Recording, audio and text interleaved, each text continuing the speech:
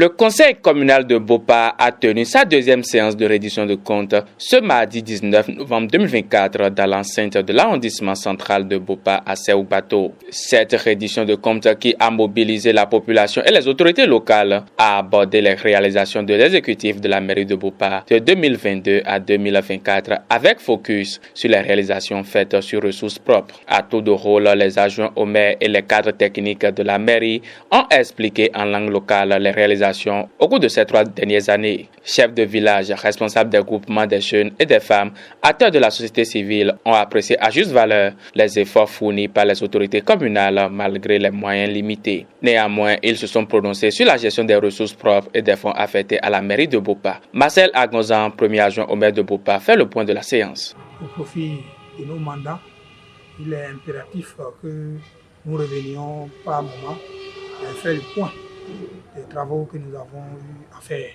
pendant une période donnée. C'est ce que nous venons de faire. Nous les avons entretenus sur les différentes réalisations dans les domaines spécifiques, notamment dans la construction des infrastructures routières, dans l'entretien et construction des centres de santé, des écoles. Il y a pas mal de choses que nous avons faites. Et là, nous venons donc de faire la liste de 2022 à nos jours.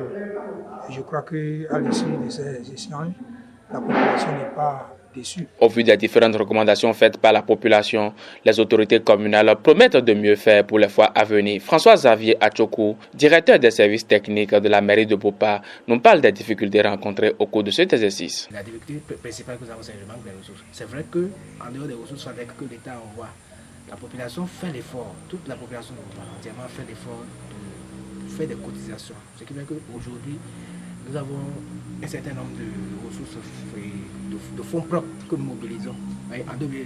Avant 2022, ce n'était pas chose facile, pratiquement temps investi, autant de ressources propres investies en 2022 était zéro.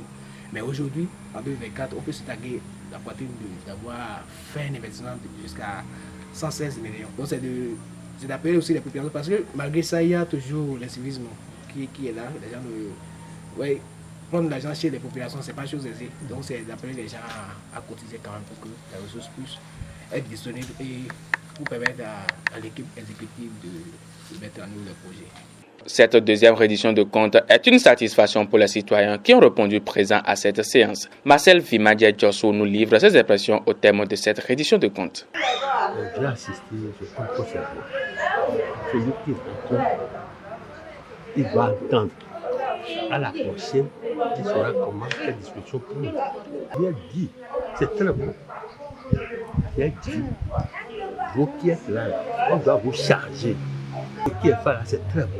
Il saura comment rencontrer son patron. Donc c'est très bon. Ce qui bon, évidemment, les gens ont été sourds. Les écarts de langage ne sont pas bons.